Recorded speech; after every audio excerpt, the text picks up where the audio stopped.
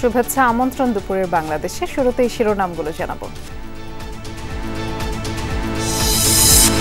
বিশ্ব নেতাদের কাছে ফেব্রুয়ারিতে নির্বাচন আয়োজনের প্রত্যয় পুনর্ব্যক্ত করলেন ডক্টর ইউনূস।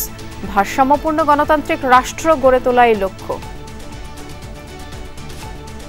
স্বচ্ছতা ও জবাবদিহিতা, আইনের শাসন নিশ্চিত করবার জন্য আমাদের নিরবচ্ছিন্নভাবে নাগরিক বান্ধব সংস্কার চালিয়ে যাচ্ছে। জাতিসংঘের প্রধান উপদেষ্টার বক্তব্য দিয়েছে ঐক্যবদ্ধ বাংলাদেশের বার্তা, জানালেন মির্জা ফখরুল। স্বাগত জানিয়েছে জামায়াত এনসিপিও।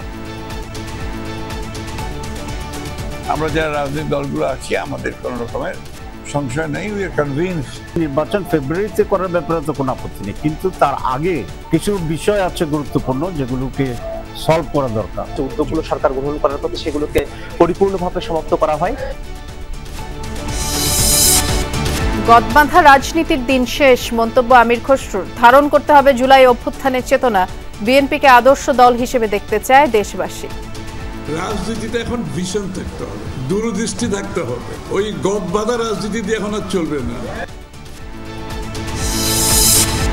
সেপ্টেম্বরে প্রতিদিন প্রায় 13,000 মানুষ ডেঙ্গু চিকিৎসা নিয়েছেন হাসপাতালে। 26 দিনে 66 জনের মৃত্যু। আগামী মাসে আরও অবনতির শঙ্কা। মহাষষ্ঠীর মধ্য দিয়ে রোববার শুরু হচ্ছে দুর্গাপূজার আনুষ্ঠানিকতা। মণ্ডপে মণ্ডপে দেবী দুর্গাকে বরণের প্রস্তুতি। শেষ মুহূর্তে প্রতিমায় তুলির আঁচড়।